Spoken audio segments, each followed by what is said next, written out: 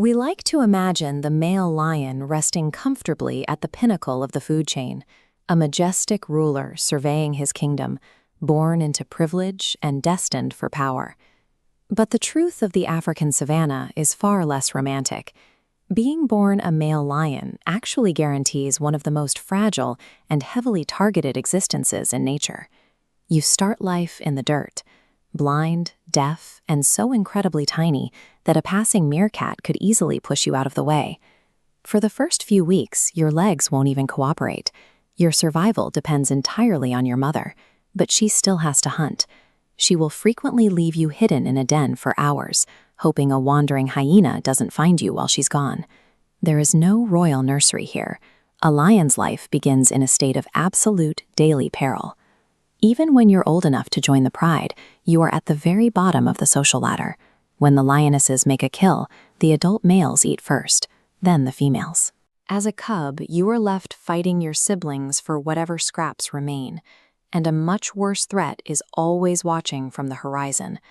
Roaming coalitions of rival males are constantly looking for a pride to claim as their own. If these invaders defeat your father and his allies, their first act as the new rulers is brutally pragmatic.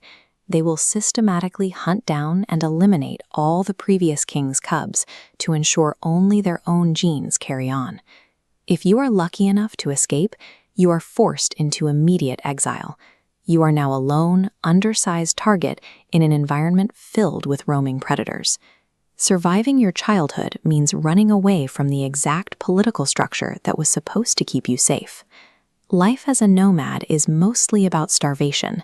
You survive by hunting small, modest meals, rodents, lizards, maybe a snake or a guinea fowl if you get lucky. As you grow larger and stronger, your strategy shifts. Hunting large game takes too much energy. Instead, you wait for hyenas to make a kill, then use your increasing size to bully them out of their hard-earned meal. But stealing scraps isn't a reliable plan. Biology demands that you find a mate and secure a permanent food source. To do that, you team up with other wandering males and look for a pride to steal. You scout the savanna for an aging, weakened pride leader. Once you find him, you and your coalition coordinate an assault, overpowering the old king in a chaotic, dust-filled clash of claws and teeth. You don't inherit a kingdom. You seize it through sheer, calculated violence. The moment the dust settles, you have one grim task left. You must hunt down the defeated leader's cubs, repeating the exact same trauma that drove you into exile years ago. Now the lionesses hunt for you. But this arrangement comes with a heavy price. You are now the target.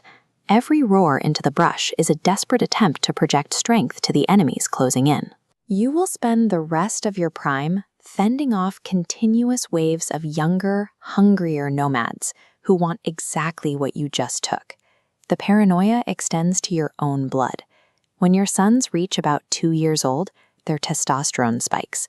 They become a threat.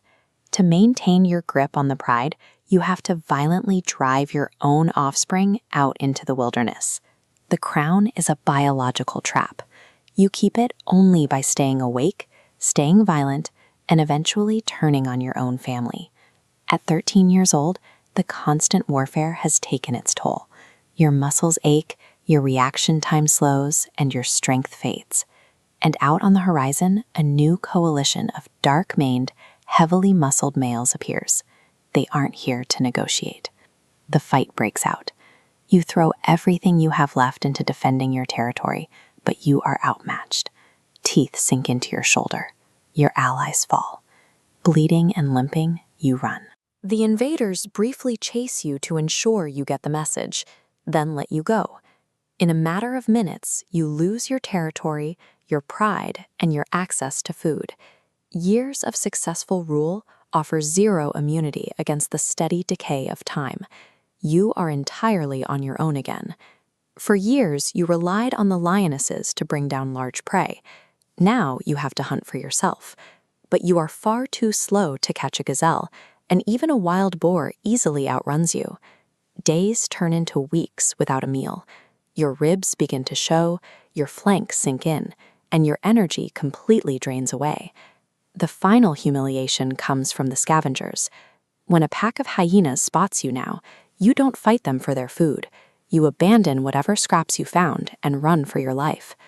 Unable to hunt and too weak to defend yourself, your body eventually gives out. You collapse in the brush, succumbing to starvation, alone in the dirt. The Jungle King is just a comforting story we tell ourselves. This chart maps the reality of the wild, an inescapable cycle of vulnerable exile, violent conquest, and inevitable replacement. Every ruler is a temporary survivor, destined to die exactly as they were born.